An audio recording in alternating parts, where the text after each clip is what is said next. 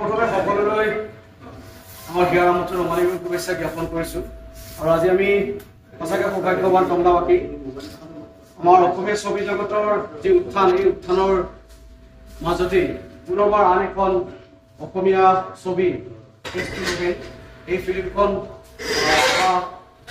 9 তাৰিখে শুভ মুক্তি লাভ কৰিব অসমৰ প্ৰতিটো ছবি গৃহত আৰু ইতিমধ্যে ফিল্মখনৰ ট্ৰেইলাৰ মুকলি হৈছে আৰু বিভিন্ন সময়ত বিভিন্ন স্থানত এই ছবিখনত অভিনয় কৰা আমাৰ সন্মানীয় অসমৰ শ্ৰেষ্ঠ এগৰাকী অভিনেতা অতুল বসুনী ডাঙৰীয়া অভিনেতা নাট্যকাৰ এগৰাকী উপাধি শেষ নহ'ব আচলতে হিমাংশু প্ৰসাদ দাস ডাঙৰীয়া আছে আৰু আমাৰ অংকিতা ৰিয়া কাশ্যপ বেহৰবাৰী আউটপোষ্টত তেখেতে অভিনয় কৰিছে সকলোৱে চিনিয়ে পায় আৰু লগতে এক্সিকিউটিভ প্ৰডিউচাৰ আছে আমাৰ ইয়াৰে সন্তান অনন্ত দা আছে আৰু অৰূপ দাস সকলোৱে চিনি পায় তেলচুৰাৰ যিনেকি এজন সুন্দৰ অভিনেতা অৰূপ দাস ডাঙৰীয়া আৰু গোটেই টিমটো আহি আছে আমাৰ ছায়া চিনেমা হলত আহি উপস্থিত হৈছেহি তেখেতসকলৰ শুভ মুক্তি লাভ কৰিবলগীয়া এই ফিল্মখনৰ প্ৰমোশ্যনৰ কাৰণে আৰু আমাৰ ইয়াত উপবিষ্ট হৈছে আমাৰ টংলাৰ দল সংগঠনৰ নেতাসকল উপস্থিত আছে সদৌ অসম ছাত্ৰ সন্থাৰ সন্মানীয় ৰাজ্যিক কাৰ্যনিৰ্বাহক চিন্তুমণি চক্ৰৱৰ্তী অসম জাতীয়বাদী যুৱ ছাত্ৰ পৰিষদৰ জিলা সভাপতি নীলজ চলিহা ডাঙৰীয়া আছে আমাৰ কৃষক মুক্তি সংগ্ৰাম সমিতিৰ জিলা সভাপতি আচলতে পংকজ অসমীয়া আৰু ওদালগুৰি জিলা সাহিত্য সভাৰ সন্মানীয় সম্পাদক দিবাকৰ বৰা ডাঙৰীয়া আছে লগতে আমাৰ টংলা আঞ্চলিক ছাত্ৰ সন্থাৰ বিষয়ববীয়াসকল অসম জাতীয় বিষয়ববীয়াসকল আৰু লগতে এই ছবি গৃহটিৰ স্বত্বাধিকাৰী ইয়াত উপস্থিত নাই যদি তেখেতৰ সুপুত্ৰ উপস্থিত আছে আৰু লগতে কৰ্মকৰ্তাসকল সকলোৱে উপস্থিত হৈছে পোনপ্ৰথমে আমি তেওঁলোকক আমি স্বাগতম জনাইছো আৰু লগতে আমাৰ ছবি গৃহৰ স্বত্বাধিকাৰী আৰু ছবি গৃহৰ পৰিচালনা সমিতিৰ তৰফৰ ফালৰ পৰা সম্বৰ্ধনা জনাব বিচাৰিছে ৰঙালী বিহুৰ আন্তৰিক শুভেচ্ছা জ্ঞাপন কৰিব বিচাৰিছে আমি পোনপ্ৰথমে শ্ৰেষ্ঠ অভিনেতা অতুল বসুনী ডাঙৰীয়াক সম্বৰ্ধনা জনাবলৈ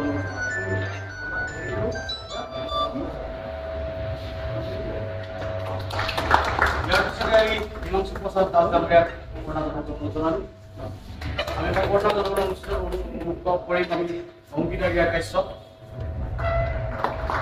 এক্সিকিউটিভ প্ৰডিউচাৰ অনন্ত দা অভিনেতা অৰূপ দাস ডাঙৰীয়া আছে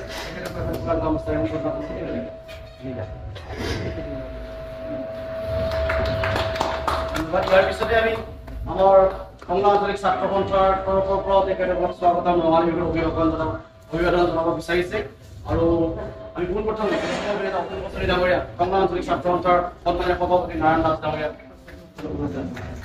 ইয়াৰ পিছতে আমি হিমাংশু প্ৰসাদ দাস ডাঙৰীয়া টংলা আঞ্চলিক ছাত্ৰ সন্থাৰ সাধাৰণ সম্পাদক কংকন দাসক সম্বৰ্ধনা জনাবলৈ অভিনেত্ৰী ৰিয়া কাশ্যপক টংলা আঞ্চলিক ছাত্ৰ সন্থাৰ সাংস্কৃতিক সম্পাদক প্ৰদীপ্তমূলক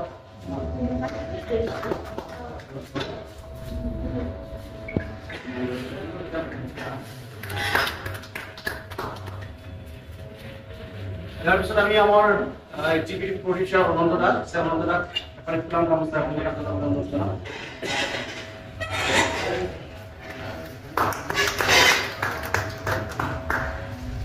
টংলাসকলে জানা অগ্ৰগতি সংঘৰ তৰফৰ পৰা তেখেতসকলেও ফুলাম গামোচাৰে ৰঙালী বিহু তথা স্বাগতম জনাব বিচাৰি টংলালৈ বিষয়ববীয়াসকল উপস্থিত আছে তেখেতসকলক আমি অভিনেতা হিমাংশু প্ৰসাদ দাস ডাঙৰীয়াক ফুলাম গামোচাৰে স্বাগতম জনাবলৈ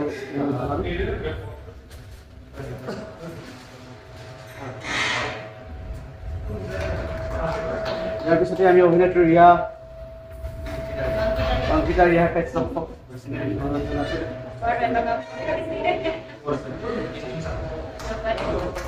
ইয়াৰ পিছত আমি অৰূপ দাস ডাঙৰীয়াক এখন ফুলাম গামোচাৰে স্বাগতম জনাবলৈ অনুৰোধ জনালো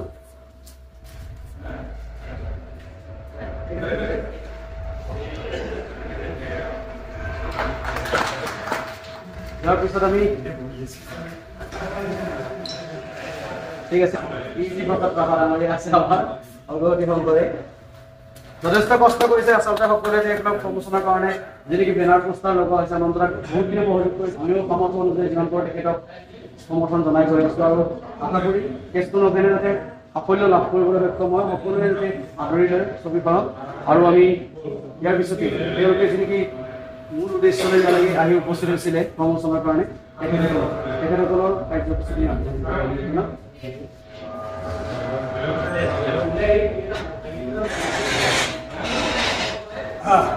নমস্কাৰ স্বাগতম টংলা চহৰৰ মাজমজিয়াৰ এই ছায়াচিত্ৰটিৰ গোট খোৱা বিভিন্ন দল সংগঠন প্ৰদৰ্শক ছাত্ৰ সন্থা জাতীয়তাবাদী যুৱ ছাত্ৰ পৰিষদ ৰাইজৰ দলকে প্ৰমুখ কৰি বিভিন্ন দল সংগঠনৰ কৰ্মকৰ্তাৰে মই জনাইছোঁ আন্তৰিক ৰঙালী বিহুৰ অভিনন্দন জয় জয় জনাইছোঁ মোৰ হৃদয়ৰ নিৰ্ভীত কোণত লুকাই থকা একাদৰী মৰম একাদৰী চেনেহ আৰু ভক্তি ভৰা সেৱা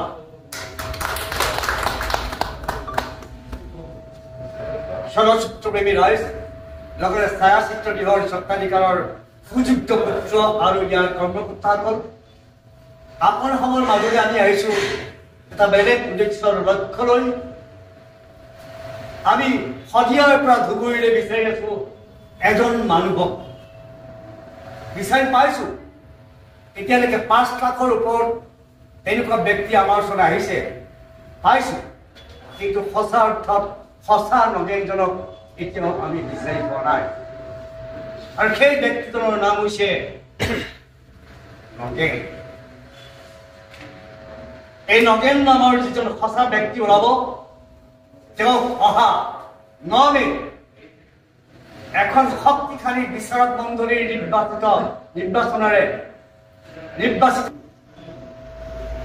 গতিকে আপোনালোক আহক ৯ মে আপোনালোকৰ ওচৰৰ চিত্ৰগৃহলৈ আহক আসল নগেনজনক বিচাৰি আহক আৰু যদি আপোনালোকৰ এই টংলা চহৰত কোনোবা নগেন আছে তেওঁলোকো আহক সম্পূৰ্ণ নথি পত্ৰ কাগজ পত্ৰ লৈ তেওঁ পৰিচয় দিয়ক যে তেওঁই নগেন যদি সঁচা অৰ্থত তেওঁ নগেন হয় এই ছায়াচিত্ৰগৃহতেই তেওঁক প্ৰদান কৰা হ'ব ১ কোটি টকা কিন্তু তেওঁ ১ কোটি টকা অকলে দিবলৈ আহিবলৈ ভয় কৰিব নোৱাৰে গতিকে সমগ্ৰ টংলাবাসী ৰাইজ তেওঁৰ লগত আহিব লাগিব চিত্ৰগৃহলৈ একেলগে চিত্ৰগৃহত নগেনক দৰ্শন কৰি সঁচা নগেনজনক আমি টংলাবাসী ৰাইজে উলিয়াব লাগিব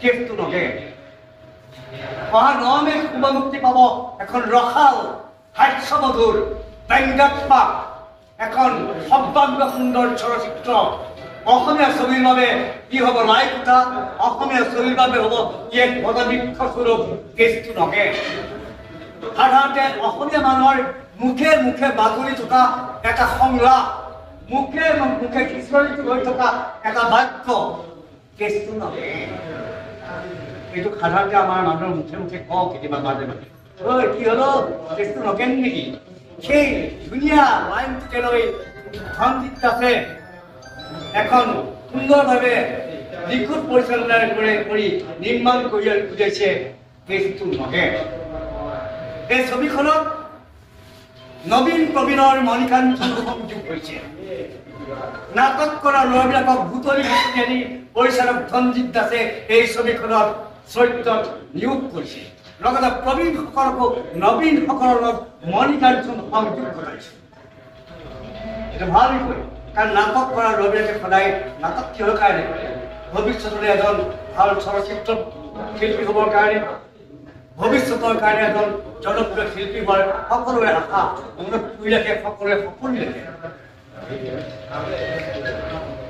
গতিকে এই ছবিখন আপোনালোকে আদৰি লওক মোৰ অভিনয় জগতত মই এতিয়ালৈকে ৩ কোটি ৪খন ছবি কৰিলোঁ কিন্তু মই সঁচাকৈ কৈছোঁ মোৰ এই বুকুত হাত দি কৈছোঁ এই ৩ কোটি ৪খন ছবিৰ ভিতৰত মোৰ এখন উল্লেখযোগ্য আৰু পাহৰিব নোৱাৰা মনত খাস হ'ব ছবি কৰি হৈছে কেছটো নগেন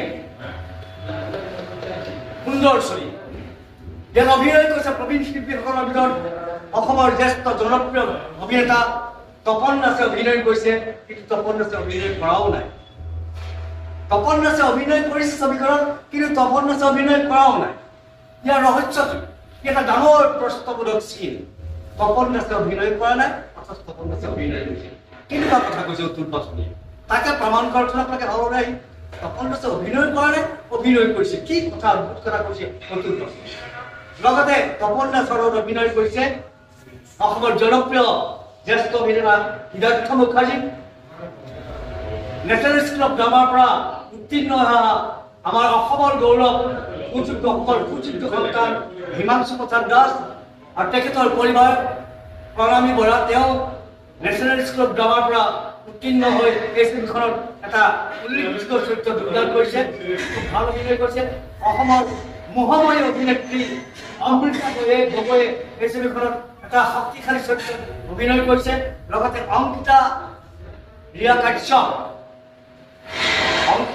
কাশ্যপে অভিনয় কৰিছে ছবিখনত, কিন্তু তেওঁ বাৰে বাৰে ডিমাণ্ড কৰি আছে, তেওঁৰ ডিৰেক্ট হেনো নগেন। আমি কোনোবাই বিশ্বাস কৰিব নোৱাৰে যে তেওঁৰ ডিৰেক্ট নগেন হয়। তাৰমানে তাই নাগিনী, নগেনৰ ঘৈণীক নাগিনীয়ে হ'ব। এই নাগিনী এজনী নাগিনী হৈ পেলাই ডিৰেক্ট নগেন সজাবলৈ গৈছে। কিমান মিছা কথা কৈ পেলাই 1 কোটি টকা ল'বলৈ গৈ আছে। আপুনি ইয়াত ক'লে নহ'ব নহয়। মোৰ মানুহজনৰ নাম নগেন হয়নে নহয় ৰাইজে প্ৰমাণ কৰিব আহিব। নৌমে চবেই গম পাব মোৰ মানুহজনৰ নাম নগেন হয়নে নহয়। আহিবনে আপোনালোক নৌমে? এতিয়া গম পাব এই মানুহজনী যে মিছা কথা কৈ আছে। তোমাৰ যে হাজবেণ্ডৰ নাম নগেন, নথি পত্ৰ, আধাৰ কাৰ্ড, ভোটাৰ আইডি এইবিলাক আছে, বাৰ্থ চাৰ্টিফিকেট আছে। চব আনিম মই, চব আনিম। সেইকাৰণে গোটেই ৰাইজক মাতিছো, আহক আপোনালোকেও চাওক মোৰ হাজবেণ্ডৰ নাম নগেন হয়নে নহয়। নাই, মই কেতিয়াও বিশ্বাস নকৰো, কাৰণ আজিকালি নথি পত্ৰ ডুপ্লিকেটো বনাব পাৰে। ডুপ্লিকেট বনাই পেলাই নিজৰ গিৰিয়েকক নগেন বনাবলৈ অহা বহুত মানুহ ওলাইছে। ইয়াত এনেকুৱা কিছুমান নগেন আছে, এই অসমখনত এনেকুৱা কিছুমান নগেন আছে টকাৰ লোভত নিজকে হত্যাকাৰী বুলি ক'বলৈও কুণ্ঠাবোধ কৰা নাই। আপোনালোকে কেছটো নগেন চালে গম পাব। বহুত নগেনে পইচাৰ লোভত নিজকে হত্যাকাৰী সজাবলৈ চেষ্টা কৰিছে। আমি কোনোবাধ্যেই মান্তি নহওঁ। গতিকে অসমৰ সমগ্ৰ ৰাইজ, টংলাবাসী ৰাইজ ইয়াৰ সাক্ষী হ'ব, আপোনালোক সাক্ষী হ'ব আচলতে আচল নগেননো কি। গতিকে আপোনালোকৰ পূৰ্ণ সহায় বিচাৰিছোঁ। অহা 9 মে'ত আমি আচল নগেনজনক বিচাৰি উলিয়াম। এই ছায়াচিত্ৰ যিহেতু বহুত নগেন আহিব, আপোনালোকেও বিচাৰ কৰি যাব, বুজিয়াব যে কংলাত কোনোবা নগেন আছে নে নাই। সৰু শেষত মই নগেনৰ বিষয়ে কৈ থাকিলে নহ'ব, কাৰণ এই নগেনৰ লিষ্টত ময়ো এজন নগেন হৈ আছোঁ। মই বৰ আশাবাদী 1 কোটি টকা মই নিজেই পাম বুলি ভাবি আছোঁ। গতিকে এই সম্পৰ্কত এই নগেনক যে টকা দিবলৈ আহিছে 1 কোটি টকা, কোন জানেনে? এই নগেনক 1 কোটি টকা দিব ক'লে জানেনে? মোৰ কাষত বহি থকা হিমাংশু প্ৰসাদ দাস। এতিয়া হিমাংশু প্ৰসাদ দাস এনেকুৱা নহয় যে এওঁলোকে চিধা নগেন বুলি কৈ আছে। আপোনালোকৰ মাজতো যদি কোনোবা নগেন আছে তেতিয়াহ'লে যোগাযোগ কৰিব পাৰে। সময় আছে, 9 মে'লৈকে সময় আছে। আৰু নগেন উপাধি যি হ'ব পাৰে, দাস, বড়ো, কলিতা, মহন্ত, গোস্বামী যি হয়, উপাধি লৈ আমাৰ কথা নাই। নামটো নগেন হ'ব লাগে, কিন্তু আমাক আধাৰ কাৰ্ড দেখাব লাগিব, ভোটাৰ কাৰ্ড দেখাব লাগিব। যদি নগেন হয় তেওঁক আমাৰ তৰফৰ পৰা 1 কোটি টকা দিয়া হ'ব। এনেকুৱা এটা ঘটনাক লৈ আমাৰ এয়া নতুন চিনেমা কেছটো নগেন। মানে ফেনাইলৰ বটলত সাপে কণী পাৰে, শিয়ালৰ গাঁতত হাঁহে হাঁহি থাকে। এটা ফেনাইলৰ বটলত যদি সাপে কণী পাৰিব পাৰে আৰু শিয়ালৰ গাঁতত যদি হাঁহে হাঁহি থাকিব পাৰে, তেতিয়াহ'লে ডেফিনেটলি কেছটো নগেনেই হ'ব। নতুনলাই কোৱাৰ নিচিনাই এখন কমেডি চিনেমা, পৰিয়ালৰ সকলোৱে একেলগে উপভোগ কৰিব পৰা চিনেমা। আহক, উপভোগ কৰক, আনন্দ কৰক। আৰু সবচে ডাঙৰ কথা, চিনেমাখনে মনোৰঞ্জন, কমেডি, হাঁহিৰ মাজেৰে এটা খুব গুৰুত্বপূৰ্ণ বাৰ্তাও দিছে অসমবাসী ৰাইজে। চাই ভাল পাব, আশা কৰিছোঁ আমি উৎসাহ, সমৰ্থন, মৰম লাভ। ধন্যবাদ। এইখিনিও এটা কথা বেয়া নাপাব, এজন তেল চুৰ কৰি জীৱনটো পাৰ কৰিলে, যে 1 কোটি টকাৰ লগত তেওঁ নগেন হ'ব। সঁচাকে নগেন সেই নগেন তোমাৰ তুমি তেল চুৰ কৰা মানুহ কেনেকে নগেন হ'ব? মই আগতে মাষ্টৰে নাম নগেন গৈছিল, পিছত চেঞ্জ কৰিছোঁ। মই পিছত কি কৰিলে? নগেন নামটো চেঞ্জ কৰি শুভেন দাস। নগেন নামটো শেষ কৰে খগেন ৰাখিছে চুবেল হ্যাঁ খালি দিবা বাবা বাৰু দেখা যাওক এময়ে পাই নে ময়ে পাই নে তাই গিৰেকে তাই কোনে পায় বা তোমালোকৰ কোনোবা বহুত নগেন ওলাব পাৰে কোনে এই 1 কোটি টকা পাব অহা 9 মে প্ৰমাণ কৰি দিব ছায়াচিত্ৰগৃহৰ ভিতৰত ছায়াচিত্ৰগৃহৰ সত্ৰাধিকাৰ সুযোগ্য পুত্ৰ বা কোনোবা বিচাৰিছো আছে নেকি ছায়াচিত্ৰগৃহৰ কৰিব লাগিব সত্ৰাধিকাৰৰ সুযোগ্য পুত্ৰ জেকলিন জেকলিন জেকলিন তোমাৰ নামটো জেকলিন নহয় জানো তোমাক কিন্তু নগেন নবনাও দেই তোমাক মই এটা কথা কওঁ তুমি চোৱা ইয়াতে বহুত নগেন 1 কোটি টকা ল'বলৈ আহিব 9 তাৰিখে তোমালোকৰ হলত তুমি কিন্তু অলপ চকু দিব লাগিব নজৰ দিব লাগিব দেই তোমাৰ ওপৰত গোটেই দায়িত্বটো তোমাৰ ওপৰত কাৰণ হললৈ তোমালোকৰ হললৈ নগেন হিচাপে বহুত নগেন আহিব আচল নগেন কোন তুমি অকণমান পৰ্যবেক্ষণ কৰিব লাগিব দেই তোমাক গুৰুত্ব দিলোঁ গভীৰ দায়িত্ব তুমি মূল পাতি ল'ব লাগিব লৈছানে কোৱা সেইদিনাখন তুমি নগেনক কণ্ট্ৰল কৰিবানে আৰে সত্ৰাধিকাৰে কৈছে নগেনক কণ্ট্ৰল কৰিম নগেন জিন্দাবাদ আৰু এটা কথা কওঁ এই নগেন কেছটো নগেন হিমাংশু প্ৰসাদ দাসে কোৱাৰ দৰে শিয়ালৰ গড়ৰ হাঁহে হাঁহে ফেনাইলৰ বটলত সাপে হাঁহে ঠিক তেনেকৈ এই ছবিখন সাংঘাতিক ছাছপেন্স ধৰ্মী হ'ব সাপে মুখ সৰোৱাৰ দৰে ঘনে ঘনে কাহিনীৰ পৰিৱৰ্তন হৈ থাকিব মানুহৰ মাজত থৰকনিৰ সৃষ্টি তুলিব কেছটো নগেন এইটো নগেন নেকি অলপ পিছত দেখোন নহয় এইটোহে নগেন তাত দিব নহয় নহয় এইটো নগেন নহয় এইটোহে নগেন খেলি মেলি কৰি পেলাব এখন ছাছপেন্স ৰখি হাস্যৰখি সৰুৰ পৰা ডাঙৰে সকলোৱে একেলগে বহি উপভোগ কৰিব চিনেমা কেছটো নগেন জিন্দাবাদ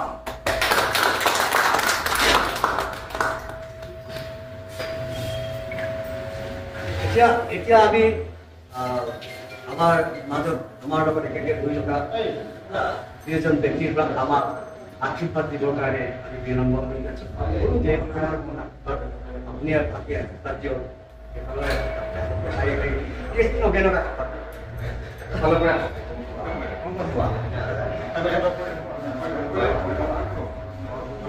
সকলোকে নতুন বছৰৰ শুভেচ্ছা জ্ঞাপন কৰিছো আজি আমাৰ শ্ৰদ্ধাৰ লগ পাই ভাল লাগিল